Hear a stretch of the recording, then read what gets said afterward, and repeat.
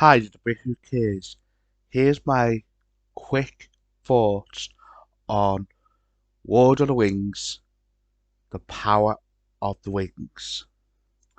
Before going into this and go to the plot, go what I like, what I dislike about it so far now, I'm going to say I might be a tiny bit biased, only a tiny bit, because Lord of the Wings is a handful of franchise that I fucking love.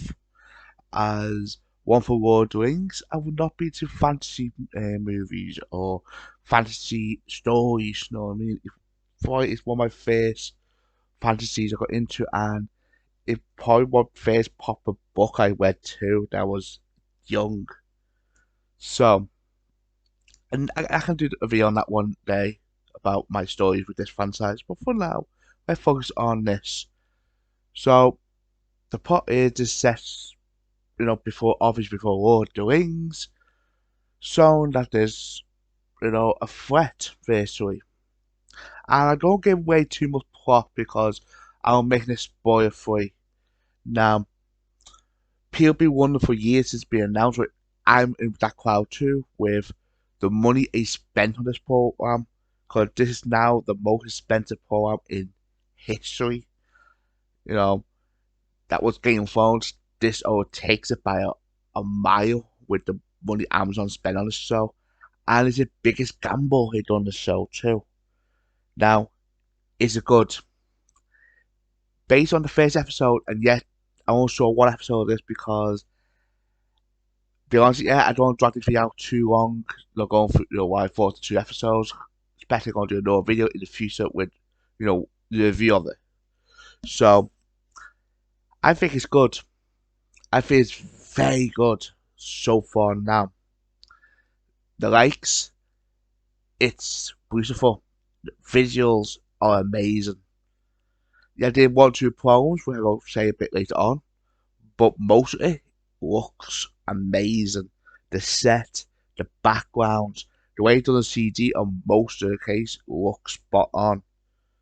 The designs of the characters, virtually everything looks so well done. Secondly, the cast done a fantastic job, and the characters too, especially what we're given, because it's like Game of Thrones, there's multiple characters going forward in the story we're getting. Like, first we got Gabrielle, I think his name is, the main lady. His story is, we already know what his story is like. His story is fucked up, but you have to see it more here. When his uncle, not his uncle, his brother died, and it's basically all she's obsessed with is vengeance. Willing to the point that she sacrificed something sad in their episode. That her pathway is vengeance, and yeah, I can't wait to see more here.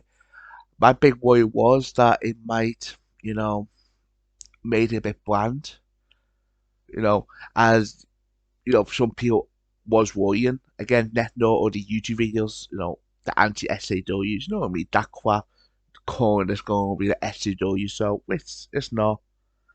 I think it's a well balanced show. Now, what I see from it, I don't think it's based on the movies or the. I think it's just based on the books, firstly. So what I'm like about that, because obviously it's based on the movies. There's some changes they made, which again I don't go into until I go to my review in the future. But why I say she's a good character, then they got to this elf. Is this elf? His name is and I think his name is, don't Boston name. I forget a bad Boston name, so I mean, but he's a very interesting character so far now. Basically, his character is he's a god elf, firstly, and basically he got a thing with this woman. But the problem is there's a bit of conflict with the elves and the Manvilles, firstly. Basically, it did history, and yet it explains all with the war, all that stuff, and basically. It fights for Forbidden Love, and the way it told the story, I think it's Forbidden Love. Again, it's 8 days, but by what it is, and I think well, it told that story is well told. And then we got a story of this hobbit, this three little girl hobbit basically. And what I love about the hobbit in this is it actually showed them what it like before Lord of the Rings. Like, it don't have houses, and the way it hide from hunters or that, it's quite fucking small and practical too. And the way it done it looks so good. Again, visually it looks amazing the way it hide and all that stuff. And well, again, I love the history of them. That it always the same way. It goes stay together, but the thing is, a lot more cowardly in this. Like cowards. Yeah, I know it always been cowards, except for like a handful, obviously. But in Lord of the Rings, and in Hobbit, it got houses with this. It don't. They hide in trees. They hide in underground. Basically, everything can find a hiding, and it's so much more well done in this. So again, well, we must. I think this show is fantastic so far. Now, again, I can't give a score. 'Cause, again, it could go downhill, but for a pilot, I think it's done a good job. Now, the narratives before I got mentioned a handful of narratives. One, like I said before, the CD looks amazing, but at the odd time that it can look odd.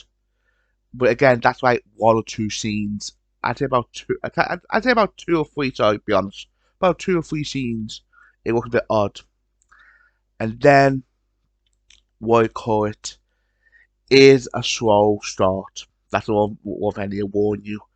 But the thing is, he watched Lord of the Rings and especially The Hobbit. And again, I know this is not probably based on the movies. It's not. But the thing is, it's Lord of the Rings. It's got the same tone of slowly building up the storyline, showing the world, showing what the whole world's like. So that's it for now. I think it's a good start. And my question of the day is, what you thought of the series so far now, based on the first episode? And again, that's all I only saw so far now. Do you like it? Or do you got problems? I like to hear because Elle's got different opinions.